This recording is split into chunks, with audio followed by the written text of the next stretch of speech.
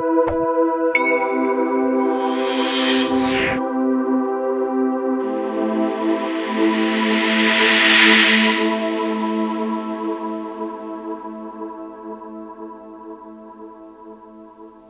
up next, the Friday sermon given by Hazrat Khalifatul Masih IV, head of the worldwide Ahmadiyya movement. اب حضرت امام جماعت احمدیہ مرزا طاہر احمد صاحب خلیفۃ المسیح الرابع ایدہ اللہ تعالی بنص العزیز کا خطبہ جمعہ ہوگا۔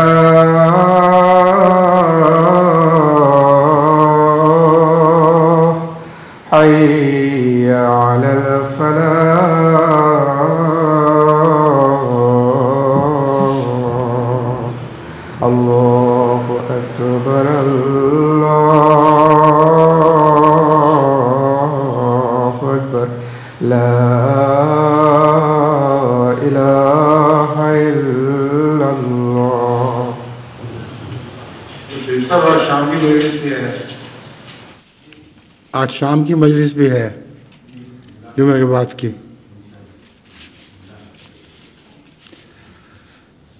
اشہد ان لا الہ الا اللہ وحدہ لا شریک لہ واشہد ان محمدا عبدہ ورسولہ اما بعد فاعوذ باللہ من الشیطان الرجیم بسم اللہ الرحمن الرحیم الحمد للہ رب العالمین الرحمن الرحیم مالک یوم الدین ایاک نعبد و ایاک نستعین اہدنا الصراط المستقیم صراط الذین انعمت علیہم غیر المغضوب علیہم ولا الضالین۔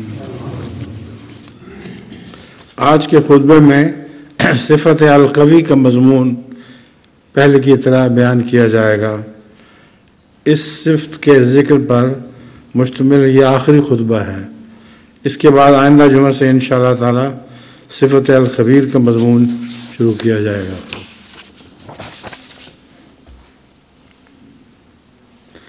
سورہ البقرہ وَمِنَ النَّاسِ مَن يَتَّخِذُ مِن دُونِ اللَّهِ أَندَادًا يحبونهم كحب الله والذين آمنوا أشد حبا لله ولو يرى الذين ظلموا إذ يرون العذاب أن القوة لله جميعا وأن الله شديد العذاب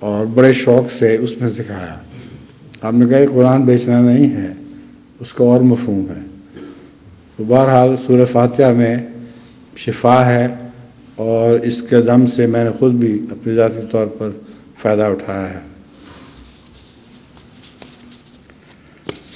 حضرت صلی اللہ علیہ وسلم نے اپنی ایک بیٹی سے فرمایا، جب تم صبح کو اٹھو تو یہ دعا پڑھو، سبحان اللہ و بحمدہ لا قوت الا باللہ ما شاء اللہ کان ما شاء اللہ کان وما لم یشاء لم یکن، یعنی پاک ہے اللہ تعالیٰ، اپنی تمام تعریفوں کے ساتھ، ہر ایک طاقت اور قوت اللہ تعالیٰ ہی سے ملتی ہے۔ جس کام کو اللہ چاہے وہ ہو جاتا ہے، اور جس کو نہ چاہے وہ تکمیل نہیں پا سکتا۔ میں جانتی ہوں کہ اللہ تعالیٰ ہر چیز پر قادر ہے، نیز یہ کہ اللہ تعالیٰ نے علم کے لحاظ سے ہر چیز کا احاطہ کر رکھا ہے۔ بس جو کوئی یہ دعا صبح کے وقت پڑھے گا وہ شام ہونے تک اللہ کی حفاظت میں رہے گا، اور جو شام کے وقت یہ دعا پڑھے گا وہ صبح تک اللہ تعالیٰ کی حفاظت میں رہے گا۔ حضرت طلق رضی اللہ تعالیٰ عنہ بیان کرتے ہیں، ایک شخص حضرت ابو درداء کے پاس آیا اور کہا کہ آپ کا گھر جل گیا ہے، تو آپ نے فرمایا کہ میرا گھر نہیں جلا۔ پھر دوسرا شخص آیا، اس نے بھی یہی کہا کہ آپ کا گھر جل گیا ہے، آپ نے فرمایا میرا گھر نہیں جلا۔ تیسرا شخص آیا، اس نے کہا آگ لگی تھی اور جب وہ گھر کے قریب پہنچی تو بجھ گئی۔ آپ نے فرمایا مجھے معلوم تھا کہ اللہ تعالیٰ ایسا نہیں کرے گا۔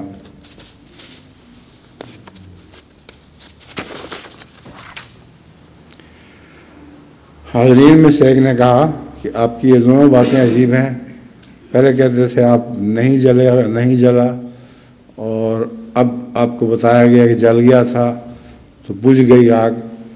تو انہوں نے کہا دراصل میں نے حضرت صلی اللہ علیہ وسلم کو یہ کلمات کہتے ہوئے سنا تھا کہ جو شخص یہ کہے اللہم انت ربی لا الہ الا انت علیک توکلت وانت رب العرش العظیم ما شاء اللہ کان وما لم یشاء لم یکن لا حول ولا قوت الا باللہ العلی العظیم اعلم ان اللہ علی کل شیء قدیر وان اللہ قد احاط بکل شیء علما اللہم انی اعوذ بک من شر نفسی ومن شر کل دابۃ انت آخذ بناصیتها ان ربی علی صراط مستقیم۔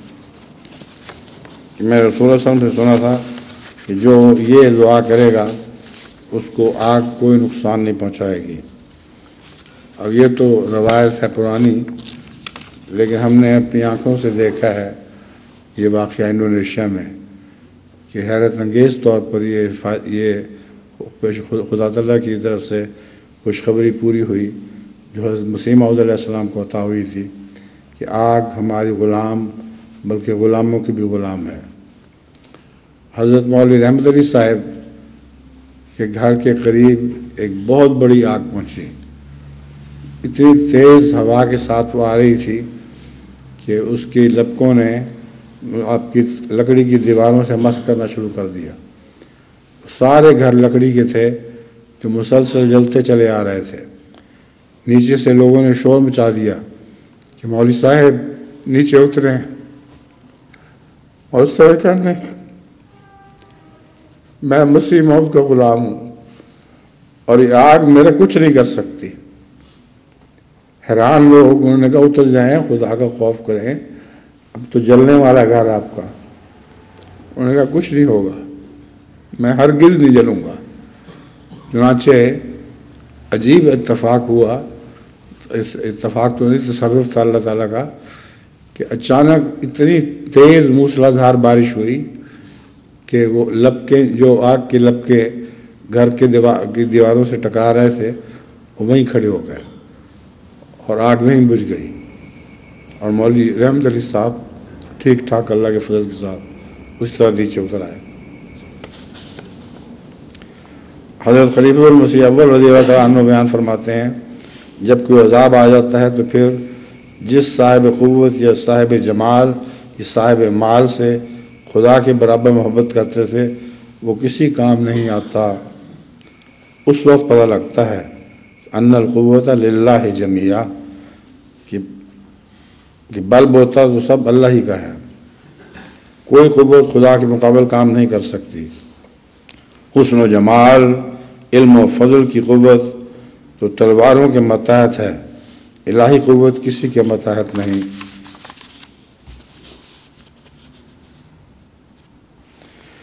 بعض لوگ وظیفے کرتے ہیں، بہت لمبے لمبے وظیفے، اور گھنٹوں دریا میں کھڑے ہو کر یا گھٹنوں کے بل جھک کر سخت جسمانی ریاضتیں بجا لاتے ہیں۔ حضرت اقدس مسیح موعود علیہ السلام ان باتوں کے سخت خلاف تھے۔ آپ بالکل پسند نہیں کرتے تھے کہ اس قسم کی جسمانی مشقتیں کی جائیں۔ ایک دفعہ کا ذکر ہے کہ پیر سراج الحق صاحب نعمانی رضی اللہ تعالیٰ عنہ نے حضرت مسیح موعود علیہ السلام سے چلہ کشی کا طریقہ پوچھا۔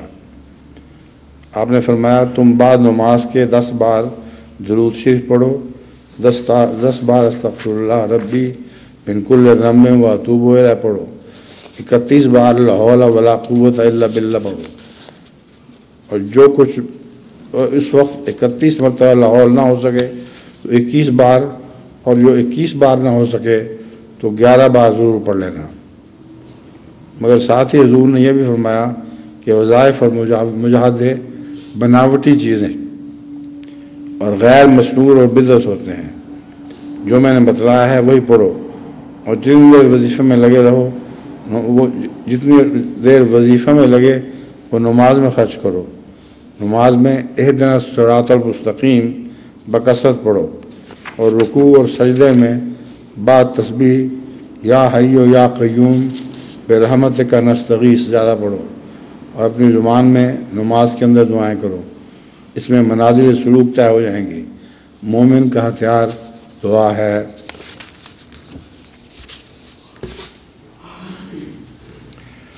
اب میں اللہ تعالیٰ کی صفت قویت کو بیان کرنے والی قرآن کریم کی دوسری آیات آپ کے سامنے پیش کرتا ہوں۔ ان میں سے ہر ایک آیت پوری وضاحت سے ہمیں یہ سمجھا رہی ہے کہ اللہ تعالیٰ کی یہ صفت کن کن مضامین پر مشتمل ہے۔ فلما جاء امرنا نجينا صالحا والذين آمنوا معه برحمة منا ومن خزي يومئذ ان ربك هو القوي العزيز۔ پس جب ہمارا فیصلہ آ گیا تو ہم نے صالح کو اور ان لوگوں کو جو اس کے ساتھ ایمان لائے تھے اپنی رحمت کے ساتھ نجات بخشی اور اس دن کی ذلت سے بچا لیا۔ یقیناً تیرا رب ہی دائمی قوت والا اور کامل غلبے والا ہے۔ وَأُذِنَ لِلَّذِينَ يُقَاتَلُونَ بِأَنَّهُمْ ظُلِمُوا وَإِنَّ اللَّهَ عَلَىٰ نَصْرِهِمْ لَقَدِيرٌ لِلَّذِينَ أُخْرِجُوا مِنْ دِيَارِهِمْ بغیر حق الا ان يقولوا ربنا الله ولولا دفع الله الناس بعضهم ببعض لهدمت صوامع وبيع وصلوات ومساجد يذكر فيها اسم الله عليها كثيرا ولينصرن الله من ينصره ان الله لقوي عزيز۔ ان لوگوں کو جن کے خلاف قتال کیا جا رہا ہے قتال کی اجازت دی جاتی ہے کیونکہ ان پر ظلم کیا گیا، اور یقیناً اللہ ان کی مدد پر قادر ہے۔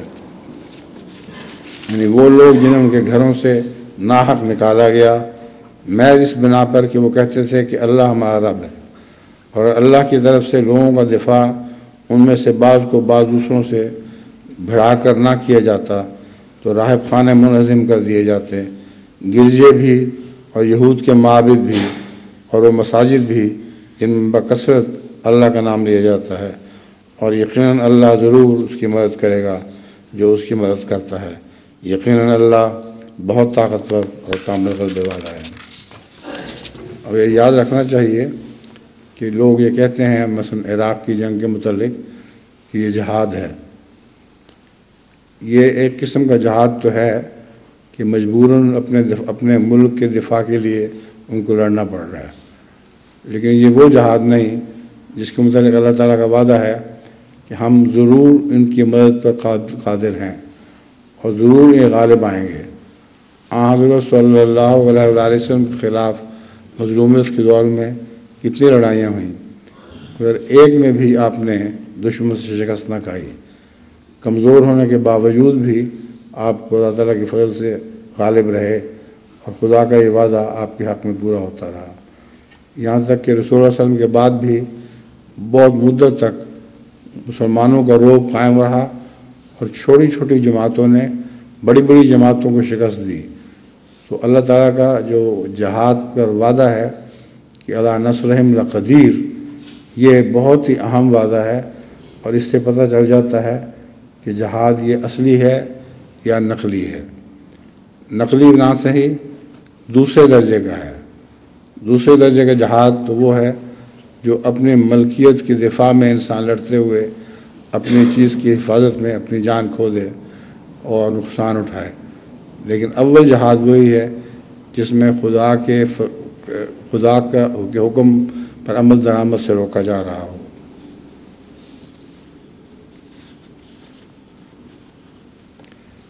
حضرت صلی اللہ علیہ وسلم نے فرمایا قوی مومن ضعیف مومن سے بہتر ہے اور اللہ تعالیٰ کو زیادہ محبوب ہے۔ حضرت علاء بن بشر المزنی بیان کرتے ہیں کہ خدا کی قسم رسول اللہ صلی اللہ علیہ وسلم سے مقابلے کے وقت سب سے زیادہ قوی اور بہادر، رسول اللہ صلی اللہ علیہ وسلم مقابلے کے وقت سب سے زیادہ قوی اور بہادر ہوا کرتے تھے، اور خدا کے ذکر کے وقت سب سے زیادہ گریہ وزاری کرنے والے ہوتے تھے۔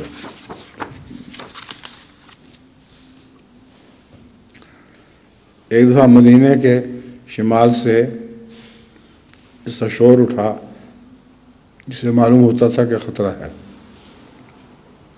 حضور اپنے گھوڑے پر اکیلے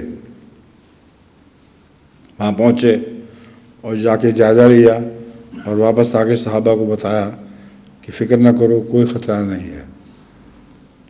تو حضرت صلی اللہ علیہ وسلم نے اپنے ساتھ کوئی محافظ، کوئی نگران اور نہیں لیا، بلکہ اکیلے ہی اس میدان میں نکل گئے۔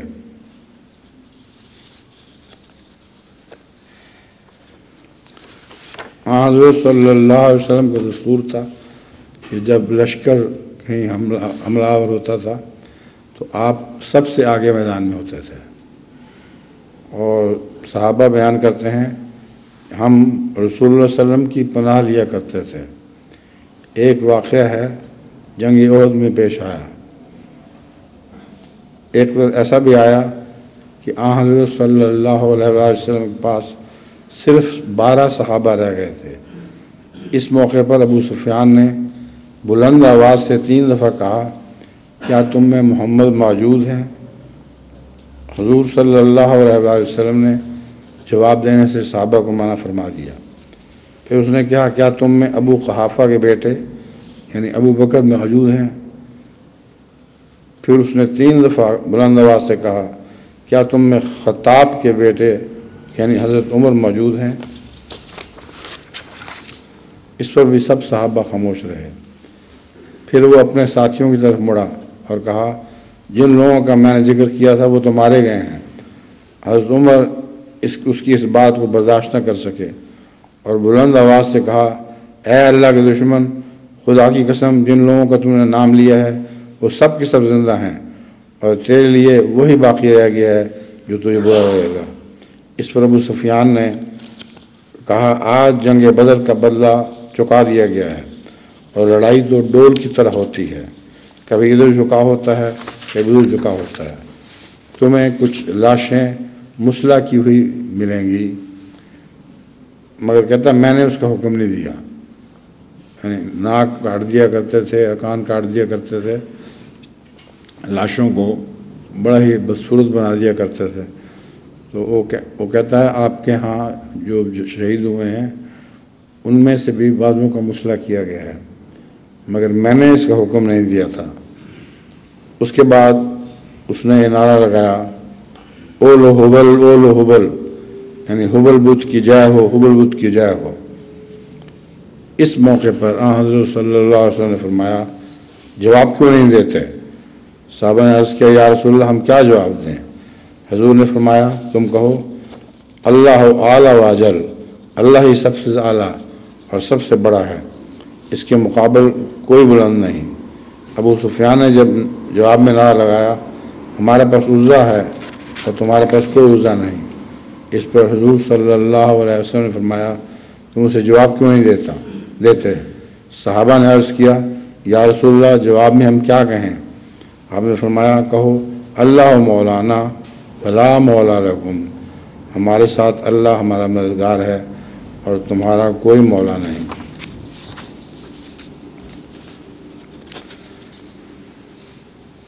حضور صلی اللہ علیہ وسلم کی شجاعت اور زخموں پر صبر کا یہ حال ہے کہ احد جس میں آپ کے دانت بھی شہید ہو گئے تھے اور بے ہوش ہو کے زمین پہ جا پڑے تھے، احد کی لڑائی کی شام جب حضور واپس لوٹے ہیں تو صحابہ کے ساتھ آپ نے رات بسر کی اور صبح نماز کے وقت بلال سے کہا وہ اذان دے۔ حضرت بلال نے اذان دی، اس پر حضرت صلی اللہ علیہ وسلم نے حکم دیا کہ جو لوگ احد میں ہمارے ساتھ شامل تھے وہی اب میرے ساتھ چلیں گے اور کوئی نہیں جائے گا۔ چنانچہ وہ تمام صحابہ جو زخموں سے چور تھے انہوں نے اس کی پرواہ نہ کی اور رسول اللہ صلی اللہ علیہ وسلم کے ساتھ ہی وہ آپ کے پیچھے پیچھے چل پڑے۔ باہر نکل کر آپ نے ایک جھنڈا منگوایا اور وہ حضرت علی کے سپرد کر دیا۔ سب زخموں سے چور تھے۔ آپ ہمراہ الاسد پہنچے جو کہ مدینہ سے 10 میل کے فاصلے پر ہے، تو مسلمانوں نے ایک بہت بڑی آگ جلائی جو دور دور سے نظر آتی تھی اور یوں لگتا تھا کہ بہت بڑی تعداد میں لوگ جمع ہیں۔ اللہ تعالیٰ نے اس سے کفار کے دلوں پر ایسا روب ڈال دیا کہ وہ فوراً مکہ لوٹ گئے۔ رسول اکرم صلی اللہ علیہ وسلم صحابہ کے ہمراہ سوموار، منگل اور بدھ تک 3 دن وہاں ٹھہرے رہے۔ عبد الواحد اپنے والد سے روایت کرتے ہیں کہ وہ حضرت جابر رضی اللہ عنہ کے پاس آئے تو حضرت جابر نے بتایا کہ ہم خندق کھود رہے تھے کہ ایک سخت چٹان آ گئی جو ٹوٹ نہیں رہی تھی۔ لوگ رسول کریم صلی اللہ علیہ وسلم کے پاس آئے اور عرض کی کہ یہ چٹان خندق کھودنے میں رکاوٹ بن رہی ہے۔ حضرت صلی اللہ علیہ وسلم بھی ان سب کی طرح بھوکے تھے اور آپ کے پیٹ پہ بھی پتھر بندھے ہوئے تھے، مگر شجاع اتنے تھے کہ آپ نے فرمایا کہ لاؤ کدال مجھے دو، میں ضرب لگاتا ہوں۔ چنانچہ آپ نے اس کدال سے ضرب لگائی اور وہ چٹان جو تھی جو ٹوٹتی نہیں تھی کسی دوسرے صحابی سے، وہ پارا پارا ہو گئی۔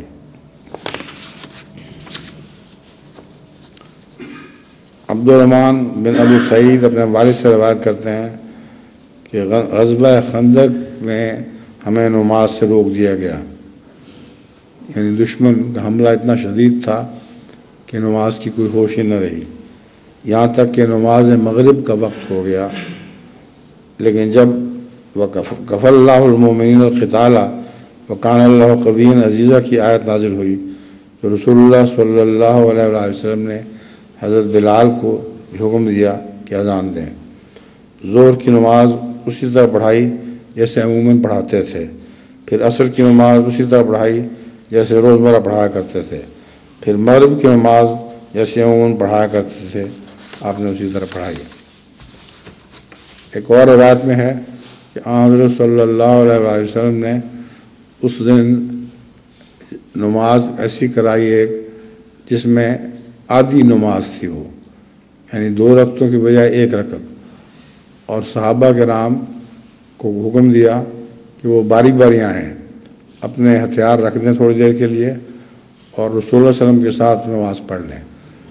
وہ نماز پڑھ کے پھر واپس چلے جاتے تھے اور وہاں باقی رکعت اپنی اکیلی پوری کر لیا کرتے تھے۔ اور اس طرح حضرت صلی اللہ علیہ وسلم نے اس خوفناک جنگ کے دوران بھی نماز کا بہت خیال کیا۔ صحابہ کے ساتھ آپ کو جو محبت تھی یہ اس کی علامت ہے۔ آپ پسند نہیں کرتے تھے کہ یہ فوت ہو جائیں، لڑائی میں شہید ہو جائیں، اور ان کو میرے پیچھے نماز پڑھنے کی حسرت رہے۔ چنانچہ ان کو یہ موقع مل گیا کہ حضور کے پیچھے انہوں نے نمازیں پڑھی۔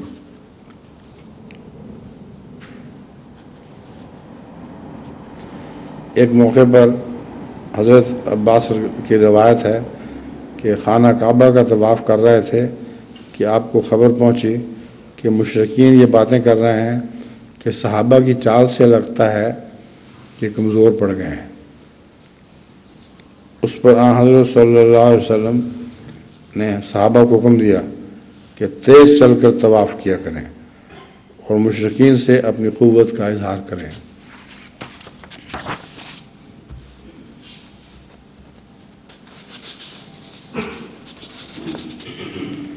ابن اسحاق بیان کرتے ہیں ایک شخص حضرت برا رضی اللہ عنہ کے پاس آیا اور کہا کہ اے ابو عمارہ، کیا تم حنین کے دن بھاگ گئے تھے؟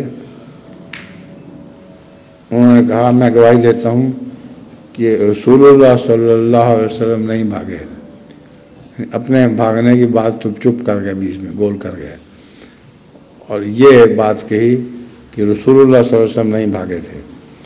ابو سفیان بن حارث آپ کے خچر کو پکڑے ہوئے چل رہے تھے۔ آپ نیچے اترے اور صحابہ کو ایک کہتے ہوئے آواز دی، انا النبی لا کذب انا ابن عبد المطلب، کہ میں نبی ہوں، میں جھوٹا نہیں ہوں، میں عبد المطلب کا بیٹا ہوں۔ اب یہ بڑی شان کی بات تھی کہ جب صحابہ کے پاؤں اکڑ رہے تھے اور تیز سے چاروں طرف سے بھاگے جا رہے تھے، اس وقت آپ نے دشمن کو اپنی طرف متوجہ کر لیا اور کہا میرے خاطر تم سب لڑ رہے ہو تو میں تو یہاں ہوں، اس لیے اب مارنا ہے تو آؤ میری طرف آؤ۔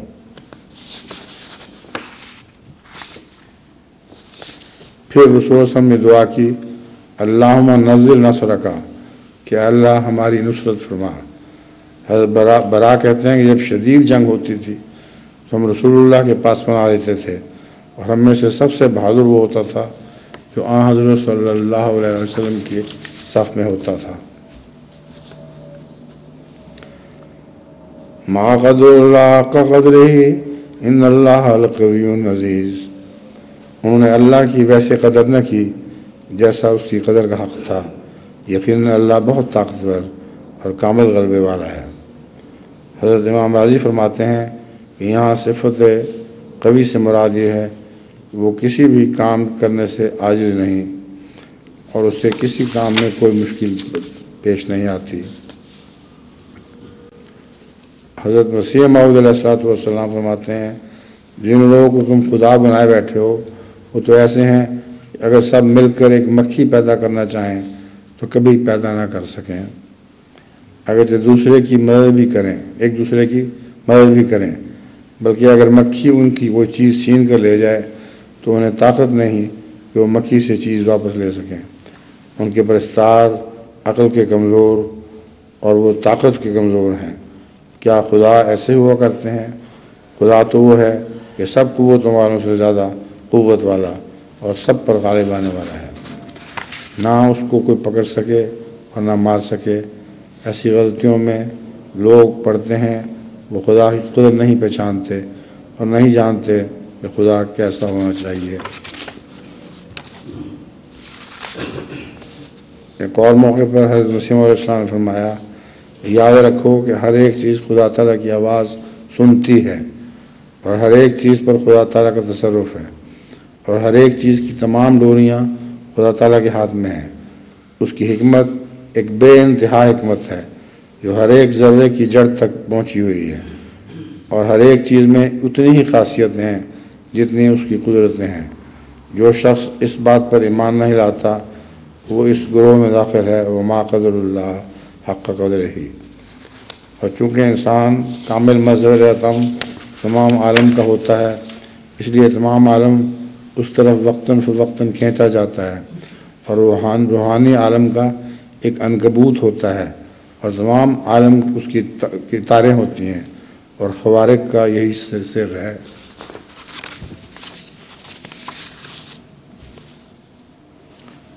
حضرت مسیح موعود علیہ السلام یہ فرمایا کرتے تھے کہ ہر چیز کے اندر جتنا ڈوبتے چلے جاؤ اور نظر آتا جائے گا اور نئی سے نئی دنیا میں دریافت ہوتے جائیں گے.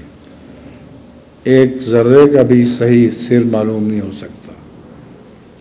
وہ عجیب شان ہے خدا تعالیٰ کی کہ نہ اس کی باریکی کی کوئی انتہا ہے نہ اس کی بڑائی کی کوئی انتہا ہے.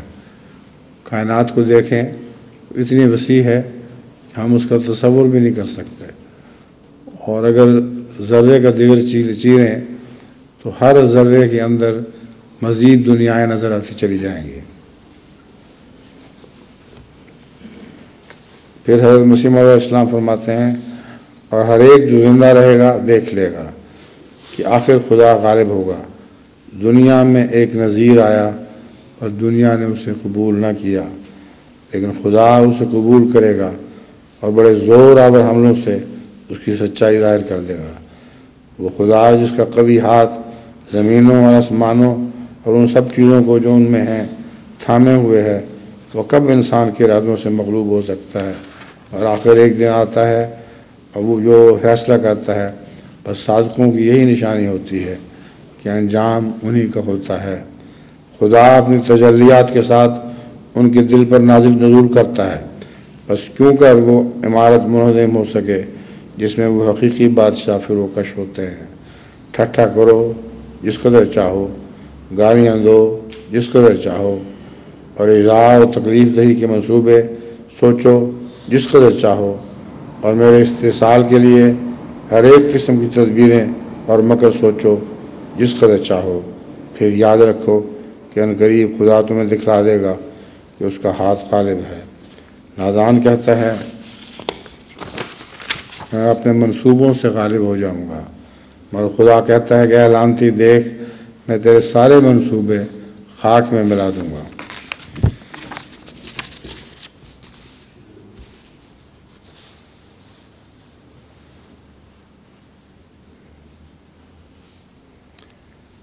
میرا بھی ایک شعر تھا کہ خدا اڑا دے گا خاک ان کی، کرے گا رسوائے عام کہنا.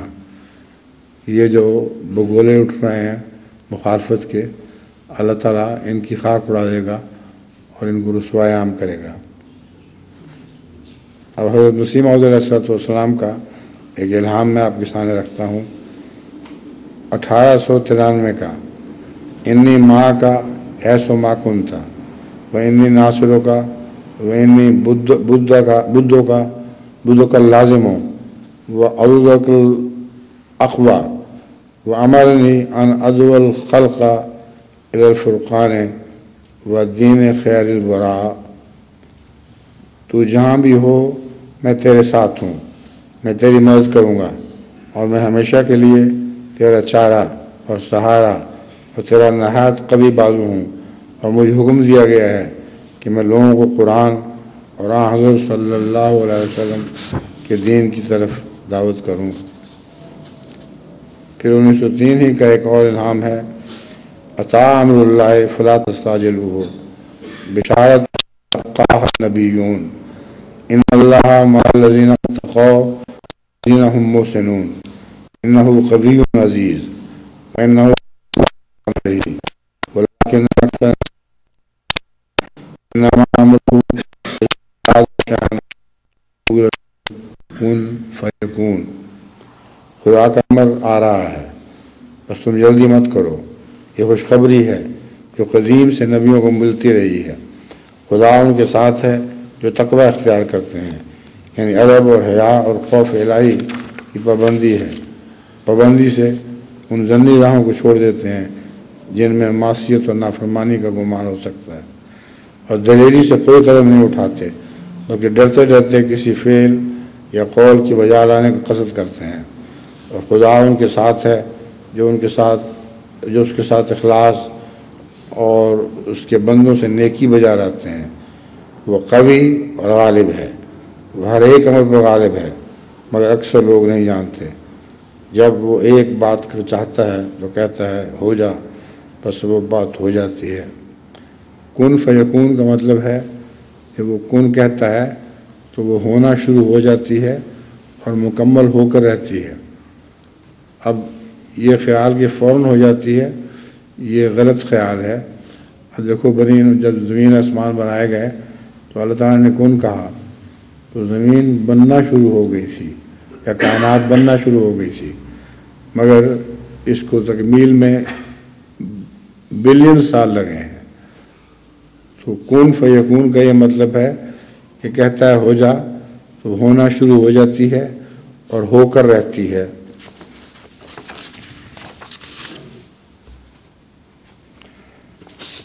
حضرت مسیح موعود علیہ السلام فرماتے ہیں مجھے بتایا گیا ہے کہ ملک میں بہت تکذیب پھیل گئی ہے اور اللہ تعالیٰ اپنا ایک قوی ہاتھ دکھائے گا، اسی کے نتیجے میں ملک میں طاعون پھیلے گی۔ ویلو یوم للمکذبین، کئی نشان ظاہر ہوں گے، کئی بھاری دشمنوں کے گھر ویران ہو جائیں گے اور اس دنیا کو چھوڑ جائیں گے۔ ان شہروں کو دیکھ کر رونا آئے گا، وہ قیامت کے دن ہوں گے، زبردست نشانوں کے ساتھ ترقی ہوگی۔ اب جب طاعون پھیلا ہے تو اس سے دشمنوں کے گھر اجڑ گئے تھے اور اتنے زیادہ بربادی آئی کہ جو مخالفین تھے ان کے مردوں کو دفنانے کے لیے کوئی نہیں ملتا تھا۔ صرف احمدی تھے جن میں جرأت تھی کہ وہ خدا تعالیٰ کی حفاظت میں ہیں اور وہ ان کی لاشیں دفن کرتے تھے۔ تو اس طاعون کے نشان سے کثرت سے پھر احمدیت پھیلی ہے۔ میں نے حساب لگایا تھا جس کثرت سے احمدیت طاعون کے زمانے میں پھیلی ہے کسی اور زمانے میں اتنی کثرت سے نہیں پھیلی۔ بعض دفعہ اتنی ڈاک آیا کرتی تھی بیتوں کے لیے کہ ڈاکیے کو کئی 2-3 پھیرے لگانے پڑتے تھے۔ تو یہ اللہ تعالیٰ کا فضل تھا کہ یہی طاعون حضرت مسیح موعود علیہ السلام کی تائید میں آئی، اور جیسا کہ آپ نے فرمایا تھا میرے گھر میں ایک چوہا بھی نہیں مرے گا۔ ہمارا گھر جو ہندوؤں کے گھر کے ساتھ تھا وہاں بہت چوہے ہوا کرتے تھے، لیکن طاعون سے حضرت مسیح موعود علیہ السلام کے گھر میں ایک چوہا بھی نہیں مرا۔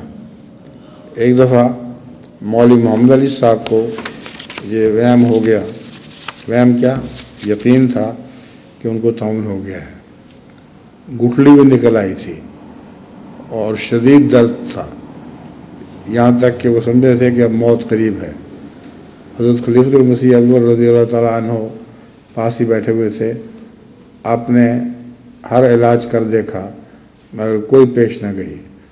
تب حضرت مسیح موعود علیہ السلام کو اطلاع کی گئی کہ مولوی محمد علی صاحب موت کے قریب ہیں۔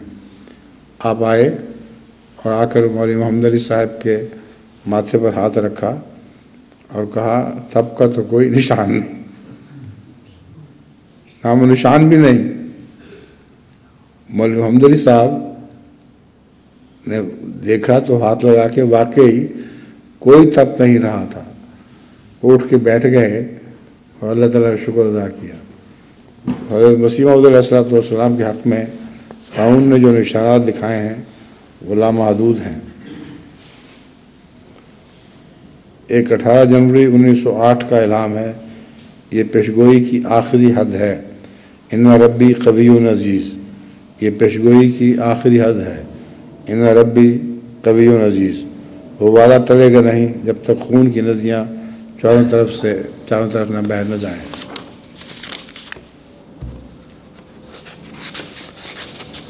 حضرت مسیح موعود علیہ السلام عرض کرتے ہیں خدا سے، اے میرے قادر خدا، میری عاجزانہ دعائیں سن لے اور اس قوم کے کان کھول دے اور ہمیں وہ طاقت دکھا کہ وہ باطل معبودوں کی پرستش سے باز آ جائیں اور زمین پر تیری پرستش اخلاص سے کی جائے، اور زمین تیرے راست بازوں اور مواحد بندوں سے ایسی بھر جائے جیسا کہ سمندر پانی سے بھرا ہوا ہوتا ہے، اور تیرے رسول کریم صلی اللہ علیہ وسلم کی عظمت اور سچائی دلوں میں بیٹھ جائے۔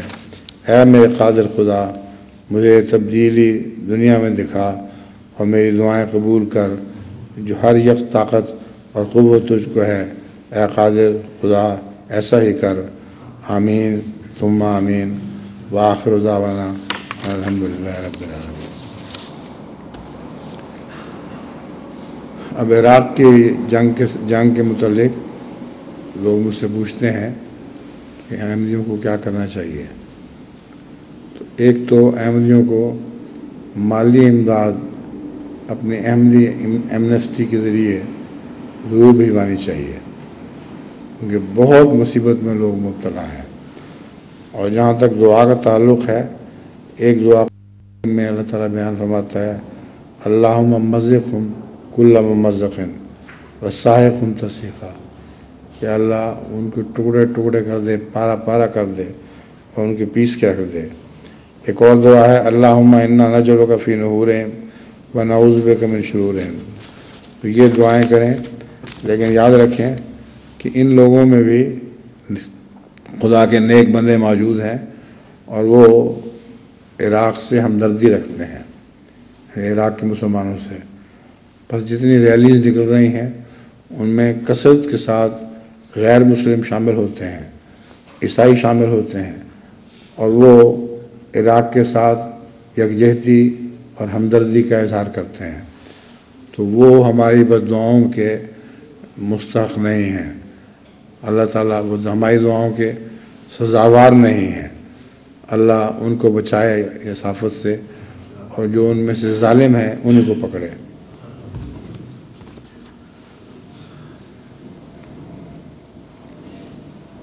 الحمدللہ نحمدہ ونستعینہ ونستغفرہ ونؤمن بہ ونتوکل علیہ ونعوذ باللہ من شرور انفسنا ومن سیئات اعمالنا، من یہدہ اللہ فلا مضل لہ ومن یضللہ فلا ہادی لہ، ونشہد ان لا الہ الا اللہ ونشہد ان محمدا عبدہ ورسولہ۔ عباد اللہ رحمکم اللہ، ان اللہ یامر بالعدل والإحسان وإیتاء ذی القربى وینہی عن الفحشاء والمنکر والبغی یعظکم لعلکم تذکرون۔ اذکروا اللہ یذکرکم وادعوہ یستجب لکم ولذکر اللہ اکبر۔ جی فیروز عالم صاحب۔